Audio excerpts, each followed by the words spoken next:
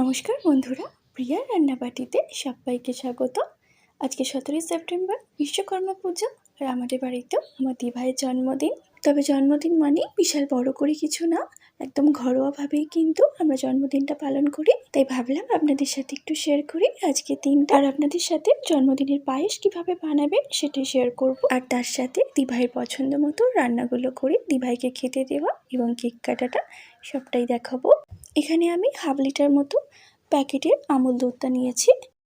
এবারে দুধের মধ্যে একটা তেজপাতা আর 3টে ছোট এলাচ ফাটিয়ে এভাবে দিয়ে দিচ্ছি। এবারে দুধটা গরম হওয়া অবধি একটু ওয়েট করব। এবারে দুধটা হালকা একটু গরম হয়ে গেছে। এবারে এখান থেকে আমি 3 চামচ মতো দুধ তুলে নিচ্ছি।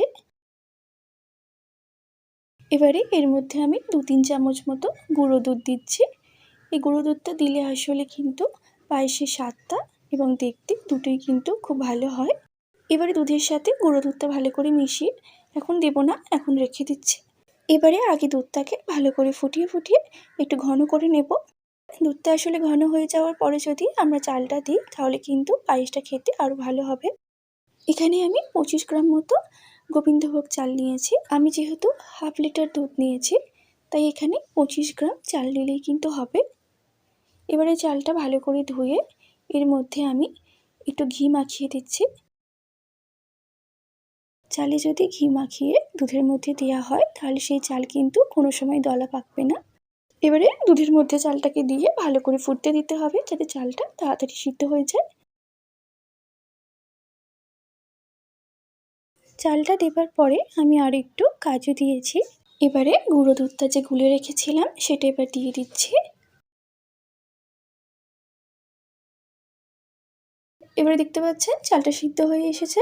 এবারে চামচের উল্টো দিকটা দিয়ে এভাবে একটু চালটাকে ঘেঁটে দেব, তাহলে কিন্তু চালগুলো একটু ভেঙে যাবে। পায়েসটা খুব ঘন হবে আর খেতেও কিন্তু অসাধারণ লাগবে। এবারে 150 গ্রাম মতো চিনি আমি দিয়ে দিচ্ছি। তবে আপনারা চাইলে কিন্তু এখানে বাতাসা বা মিছরি যে কোনো কিছু দিয়ে করতে পারেন। তবে চিনিটা কিন্তু চালটা সিদ্ধ হওয়ার পরেই দেবেন, নাহলে কিন্তু আগে দিয়ে দিলে চালটা আর সিদ্ধ হবে না। চিনিটা দেওয়ার সাথে সাথে একটু পাতলা মনে হতে পারে, তবে কোনো অসুবিধা নেই। আরও 2-3 মিনিট পর কিন্তু এটা আবার ঘন হয়ে যাবে।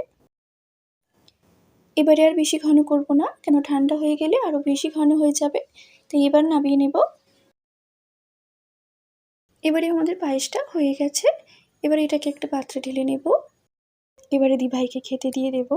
আজকে ও সমস্ত পছন্দ মতো রান্নাগুলো করেছি, তবে ও বারণ করছিল, বললো এত কিছু খেতে পারবো না। তবে জন্মদিন তো বছরে একবারই আসে, তাই আমিও সবটা করেছি। Happy birthday to you. Happy birthday to you. Happy birthday, happy birthday, happy birthday to you.